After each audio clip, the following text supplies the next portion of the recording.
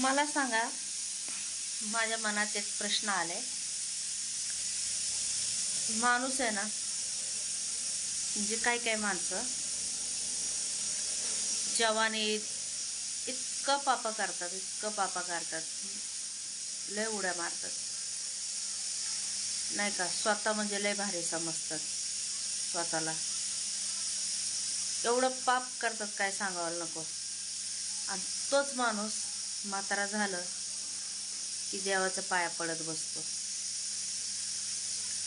आणि काय चुकलं मुकलं असेल तर माफी मागतो देवाला. तर तुम्ही मला सांगा, एवढं पाप केलेला आहे तो माणूस, मग तो म्हातारपणी देवाला नमतं घेऊन माफी मागतो, पाया पडतो, तर देव त्याला माफ करत का त्याला शिक्षा देईल? तुम्ही सांगा मला.